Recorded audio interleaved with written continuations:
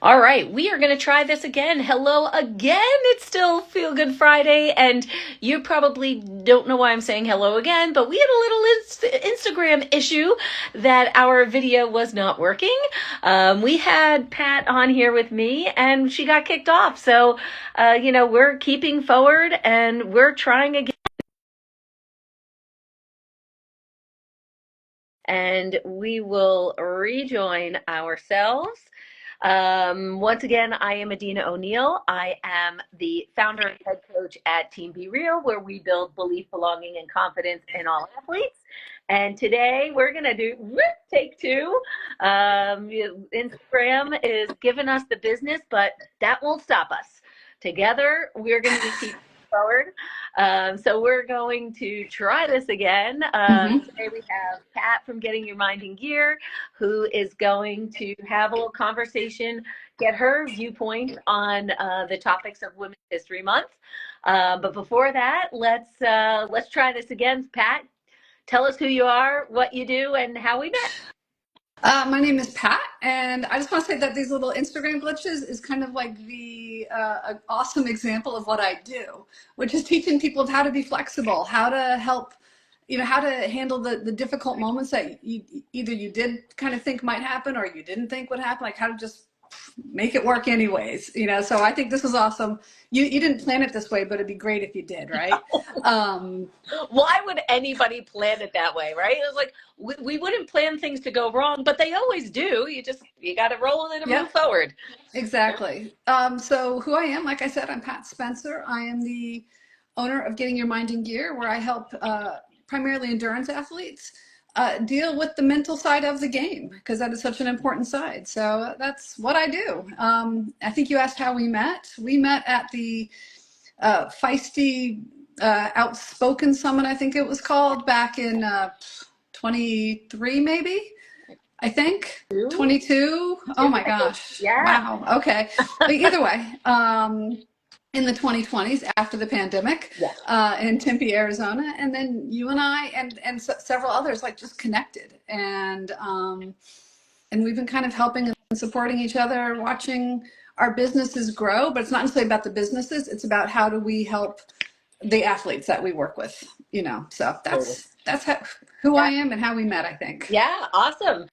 And it oh, excuse me. Yeah, it is it's great to definitely have those skills, like you said, you teach the skills through the endurance sport kind of medium. But I'm sure I've learned the skills through there, but you apply them to real life. Like we said, I certainly didn't expect for the live not to work, but you have two choices. You either let it freak you out or you find a solution. So yeah, I've taken some of Pat's courses and used some of her different strategies, and I tell you, like, you can apply them anywhere. So absolutely, I'm super pumped to have you here, and always love getting your kind of mindset view. There's always a different little twist. So even though we're going to talk about the same questions, it's going to be exciting, and we'll get Pat's view. So let's start with the theme of the month. Obviously, it's Women's History Month, but the theme is moving forward together, women educating and inspiring generations. When you hear that, what does that mean to you? Oh my gosh, that is such a big question. What does it mean to me? It means that we really do have to be a community. And, as the saying goes, rising tide lifts all boats. It's like, how can we kind of turn around and help the woman behind us, and help lift her. And I also don't think we have to be like any quote unquote great historical figure. We don't have to be Kamala Harris to turn around and lift somebody else up. It can be you, it can be me, it could be, I see Nancy's in the chat. It could be just anybody. And that I believe everyday heroes exist in, quite honestly, all of us. Not that I necessarily consider myself a hero, but I know that I am somebody that some people look up to. And the same thing for you, Adina. It's not that you're necessarily a hero, but women look up to you. So that's kind of what I think it means to me. Ask me again in 10 minutes, I might have a slightly different answer. Well, and it is totally fluid, right? There's depending on where you are on a certain day in a certain time makes a Mm-hmm. difference. And yeah, and I love that the idea about the everyday hero, because for me that's thinking of some amazing swimmer like Katie Ledecky. Sure, she's super inspiring, but a little less relatable to my swimming goals. Mm-hmm. And when I see someone who's a little closer to me and a little more like me in that everyday sense of the word, I get a different inspiration from it.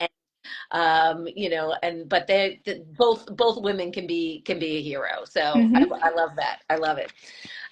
So speaking about heroes and people who inspire us, who's a woman who inspires you?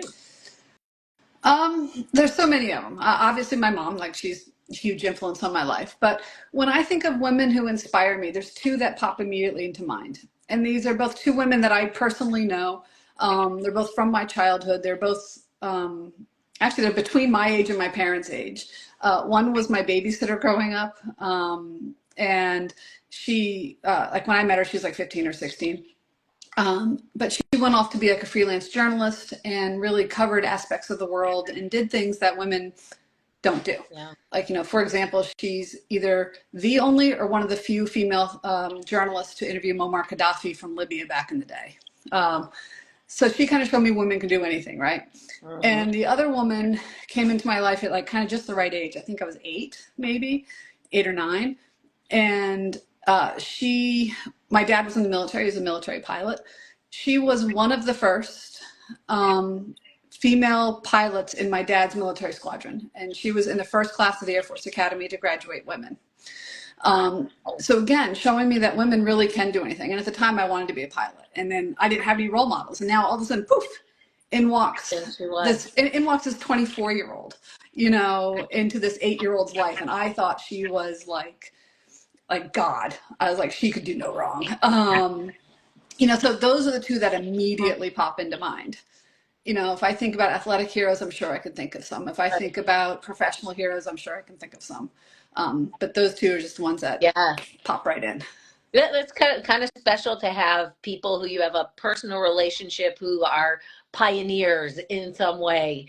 And of course, as we were saying before, you can have someone who's close to you who seems like a pioneer to you, even if they're not the first. Mm-hmm. Imagine, meeting, having a friend who's the first to do something that you want to do, whether it's the first woman ever, Mm-hmm. but I remember the person who I met who said that the first person who I talked to who told me they did like a 10K swim, and she's a very good swimmer, Mm-hmm. and in the swimming world, some people know her, but she's not a household name like Katie Ledecky, right? Mm-hmm. But she was my hero, and that was someone who she's my swimming inspiration, and I think of her all the time when I swim. Yep. So making that kind of personal connection, in that pioneering way, whether it's a first for everything or a first for you, is Mm-hmm. really cool. I love But it. it's also amazing how both of our stories, we know we met the women. Yeah, These are not women on paper. yeah, These are not women on Instagram. These are women that we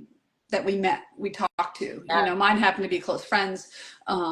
Yours might have been kind of a passing, but you met yeah. her. And it's amazing how that really does have an impact. It does have an impact, and I do think that that impact can happen through social media is different, Mm-hmm. and it happens in a different way. But it's like, oh, she DM'd me. Even like one of the people who I asked to be a guest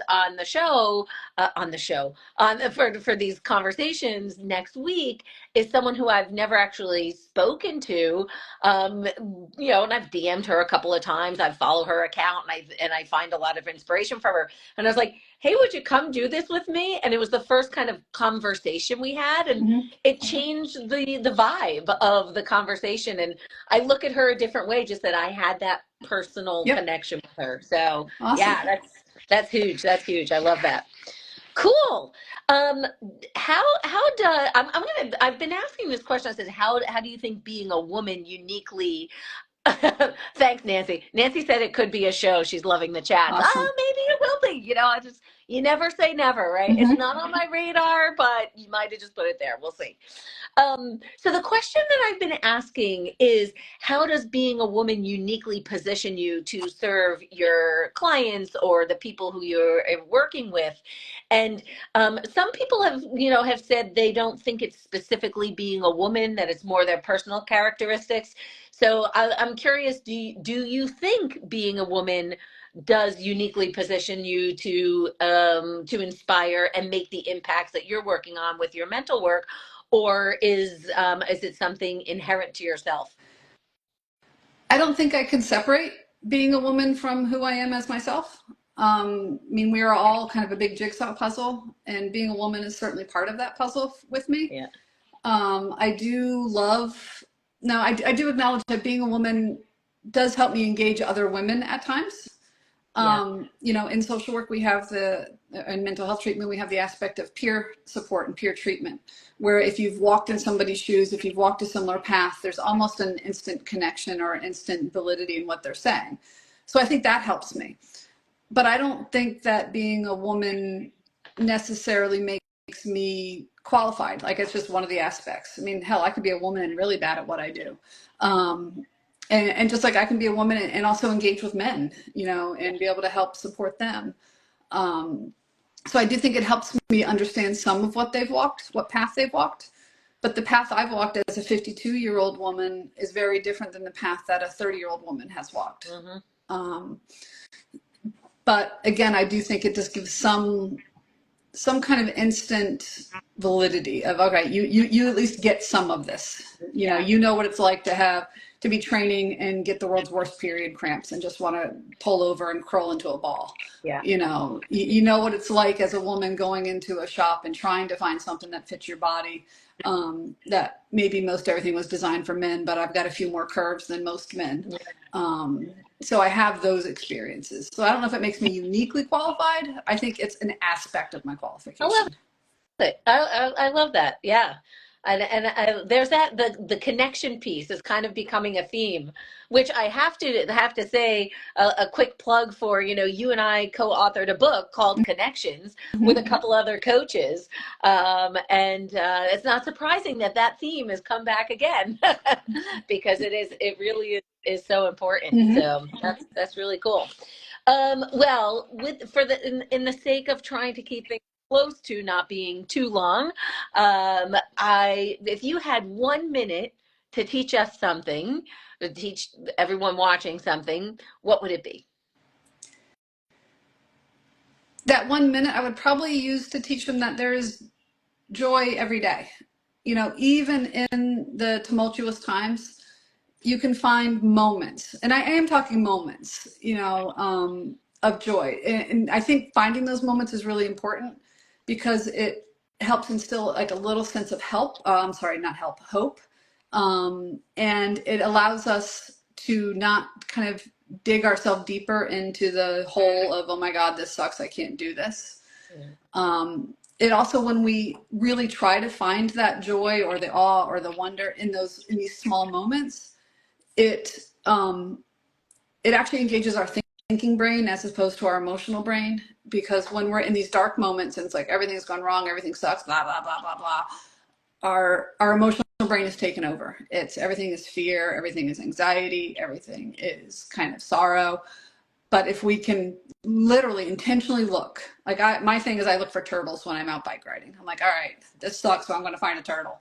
And what that does is it engages my thinking brain, and it allows me to then make decisions. It allows me to be more involved in the moment. Things might still suck. I'm not going to say that finding joy is going to get rid of the suck, but it's not going to be 100% suck.